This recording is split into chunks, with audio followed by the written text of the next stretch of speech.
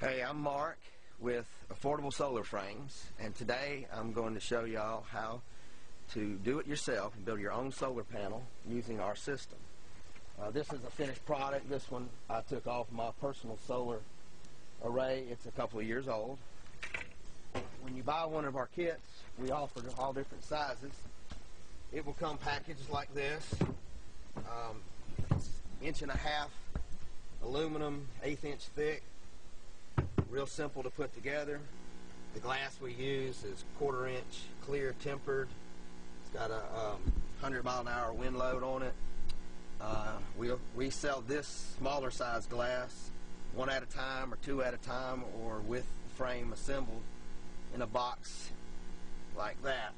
All the other size frames, glass that we offer, I have to ship by freight because they're so big.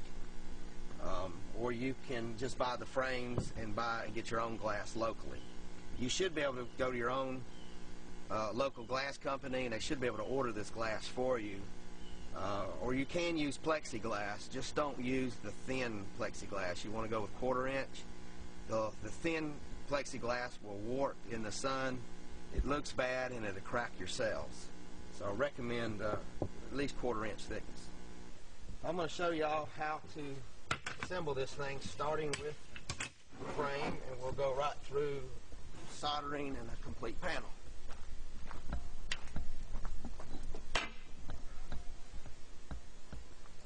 When you assemble your frame, you don't want to bolt it together first. You want to just lay your pieces like they would go. I have a hole in my table. It just makes it so much easier to be able to lower the glass in and see what you're doing when you're soldering and encapsulating. First thing I do is, once I lay it out, I use 100% silicone, 50-year warranty. Everything we're doing, I want it to last 30 years or more. So we don't cut any corners, don't skimp, and try to get by with something that's going to last 5 years and then you're out. You want to just lay a pretty heavy bead here and be very generous with it.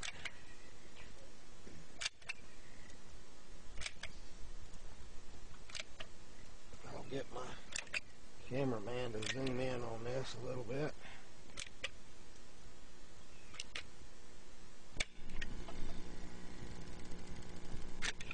You want to put down plenty of silicone. You need to be kind of quick with it because it will form a skin on it. Once you have it like so, then you simply lay the glass down.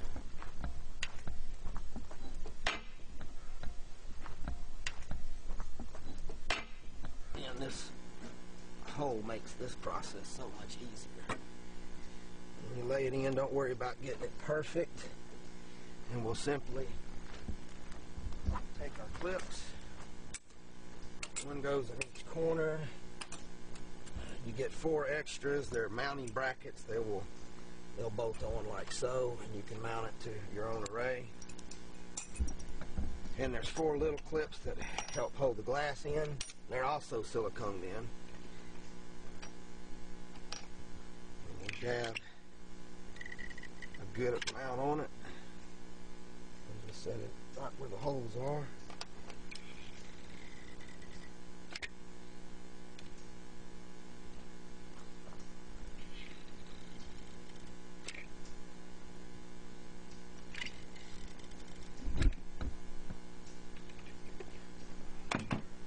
We use stainless steel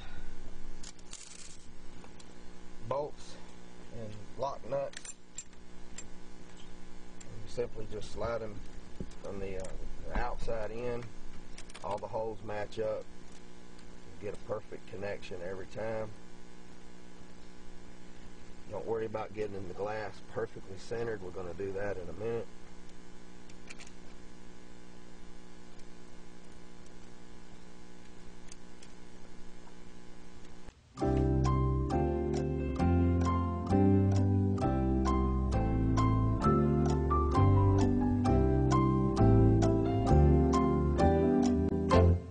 Alright,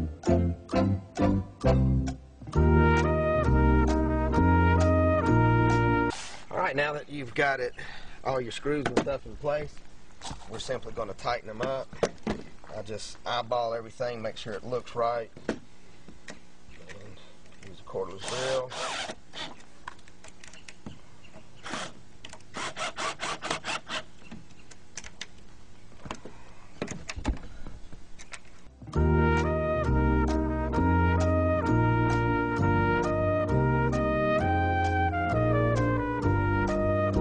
What I like to do is make sure the glass is just centered up. It still will slide around.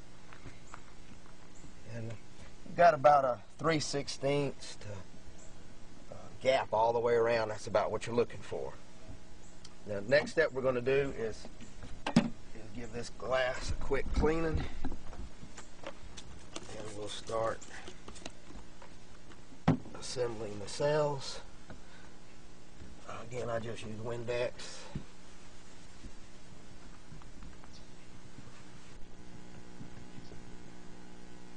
The cells I buy for this particular panel we're making are 3x6 cells. We also use 5x5 inch cells and 6x6 inch cells. We also make custom frames.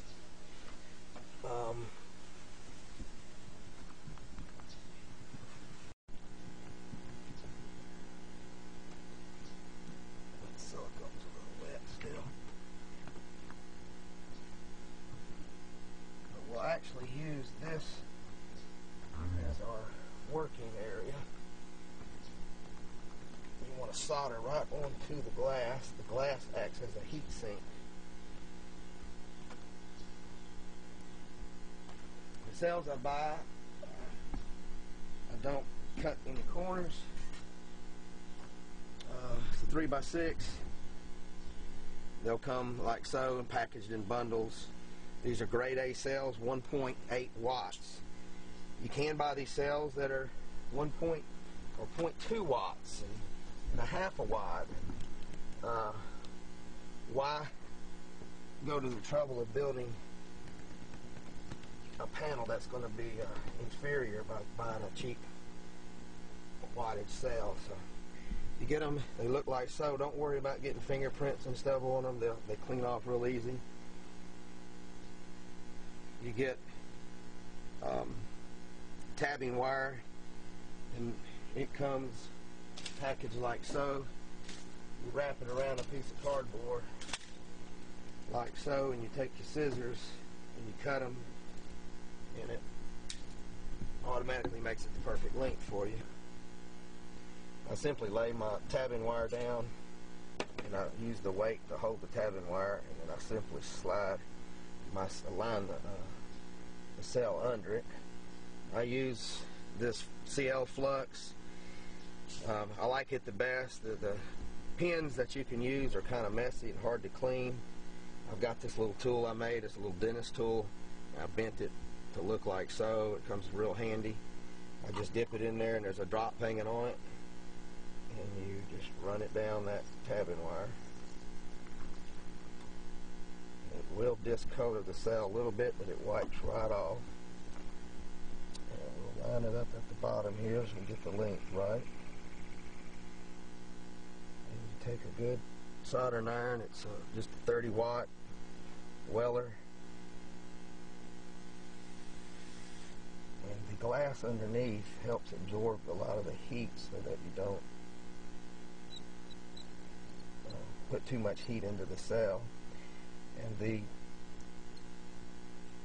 solder, I can feel it melting, and it slides easy when it's melted. If it's not melted, then the soldering iron has trouble moving forward. So it's kind of a no-brainer.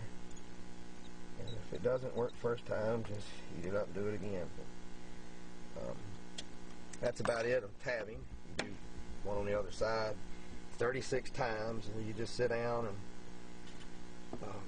listen to the ball game and tab them up. To clean them, I simply spray a little Windex with a paper towel, and you just wipe it. know that it was ever touched. I have some that are already tabbed up and ready, and I'm going to show you how you take, and we'll start here. We're going to go 4 rows of 9 in this particular panel. Basically, I take these weights to hold everything in place, and I'm starting about a 1/2 inch, 3/8 of an inch from the end and off the edge. And you just lay one next to the other, and it's just a matter of eyeballing them. A lot of people will use spacers. I don't see the point. These cells, they're not the same size. One's a little different than the next, so eyeballing them has just worked out so much better. And, I'll go ahead and get all 9 of them lined up and just use weights to hold them in place. And then you'll solder the back of them. Again, I use the flux. Take a drop, stick on each little dot.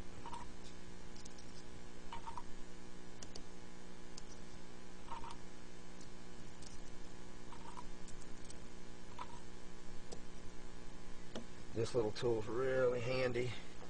I like to add a little bit of solder. You can do it without adding solder, but if you solder 9 of them, 1 of them's not going to be connected. And don't panic, because you can go back and fix them. I'll do the center one first,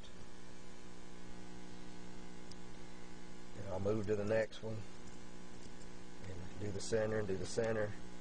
And that lets it cool off a little bit, because your cells will warp like a potato chip if you get them too hot. And this little tool, I can hook under there and see if it's connected or not. Again, you got to do this all 36 cells. Once you get them all connected, 4 rows of 9, you will have to bust them together, and I'll show you that on I've got a complete panel that we can look at that we're fixing to encapsulate.